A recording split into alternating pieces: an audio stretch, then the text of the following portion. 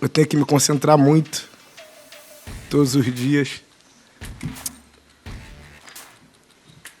Eu só queria jogar futebol, só quero... Everyone has an opinion about this footballer. You either love him or hate him. But one thing's for sure, Vinicius leaves no one indifferent.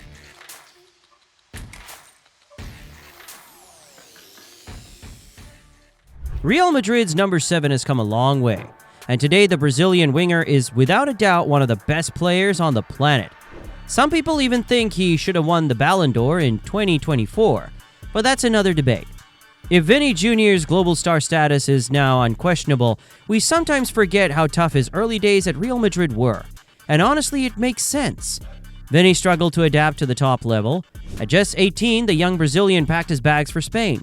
He caught the eye of Real scouts and left Flamengo, his boyhood club, with pride. But Vinícius isn't exactly a Neymar-type player, if you get what I mean. Sure, he came straight from Brazil to one of the biggest clubs in the world, but it wasn't about rushing things. Real's management knew they had a gem and that it would take time for his talent to fully shine.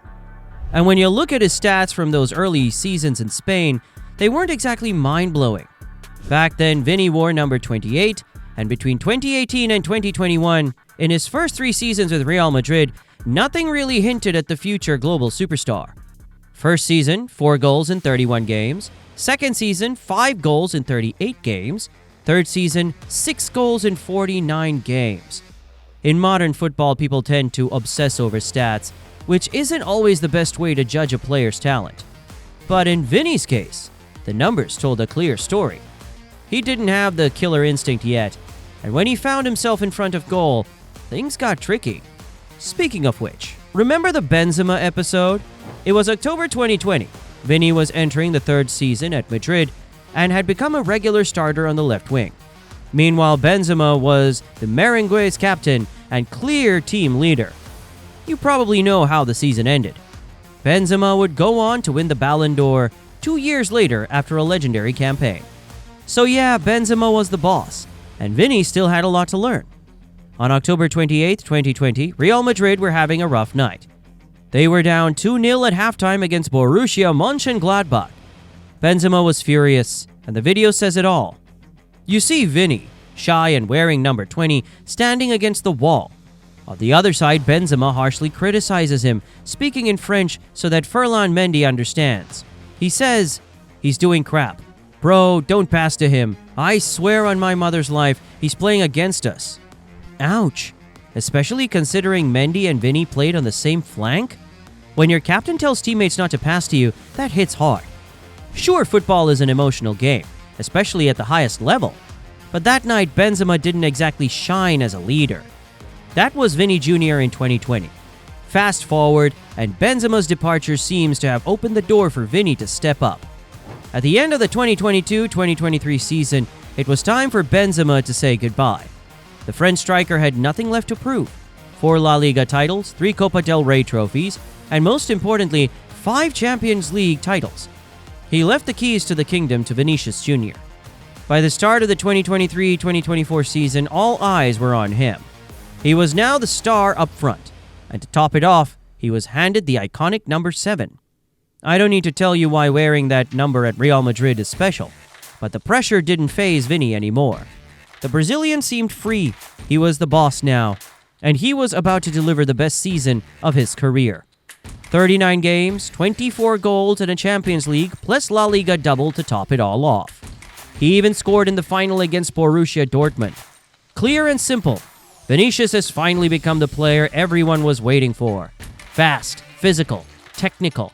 Defenders have no chance. When he breaks on a counterattack, all you can do is pray. You'd think this would make Vini a fan favorite around the world, but oddly enough, his rise has gone hand in hand with controversy. The better Vinícius gets, the more divided opinions become. He impresses and irritates in equal measure, and he's been rejected by Spanish crowds time and again. So is there a Vinícius problem? Here's the perfect example. A few months ago, Vini gave an interview to CNN. His comments shook the football world. When asked about racism in sport, he didn't mince words. If racism in Spain doesn't change by 2030, the World Cup should be moved. I love Spain and want to stay in peace, but racist abuse must stop. Otherwise, how can players feel safe? He even said Real Madrid should walk off the pitch if racial slurs happen again. The statements made headlines and sparked major backlash in Spain. But this wasn't Vini's first stand against racism. In May 2023, while playing against Valencia, he was once again racially abused. A fan called him mono, which means monkey in Spanish. Vinicius reacted immediately, pointing at the fan. The game was briefly halted, but resumed shortly after. It was the sixth time in 2023 alone that Vini faced racist abuse during a La Liga match.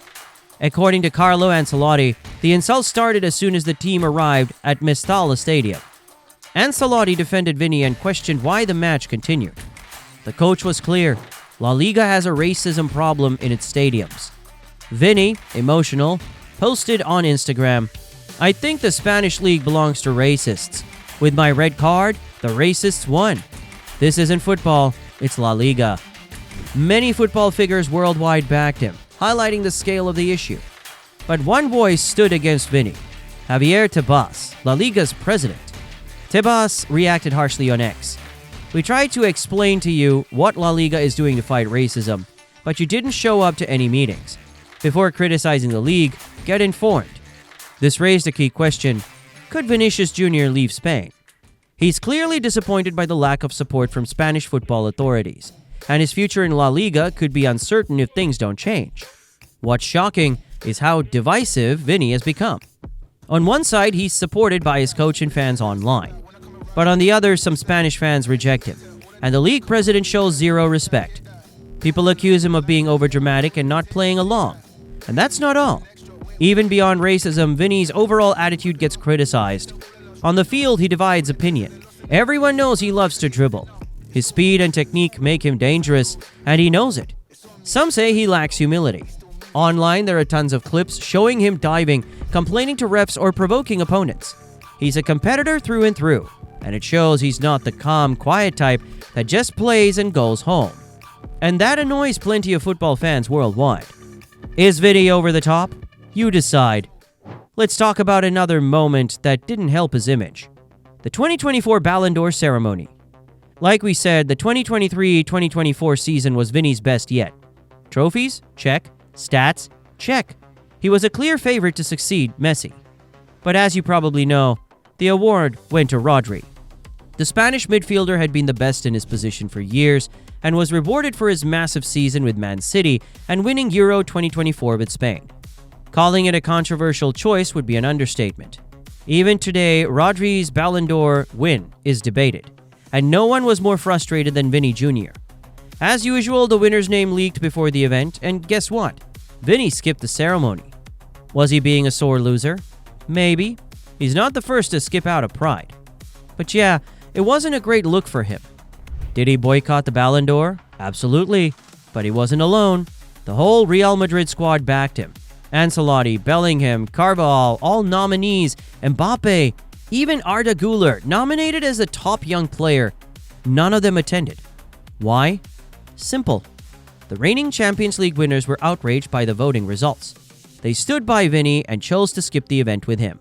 A strong show of solidarity. But here's the thing. That night, Vini may have realized something. Real Madrid is packed with stars. Mbappe, Bellingham, Rodrigo, Vinicius. Let's be honest. With all that talent in the attack, Real's number 7 might get fewer chances to win the Ballon d'Or. In 2024, everything was lining up, but the voters went with Rodri. If Vini really wants to win that individual trophy one day, he might need a fresh start. A player who's often felt rejected by Spanish fans might go find greener pastures elsewhere. Maybe a challenge in the Premier League? Time will tell. What's clear is Vini Jr. isn't even 25 yet, and he'll do everything he can to dominate world football in the years to come, at Real Madrid or somewhere else.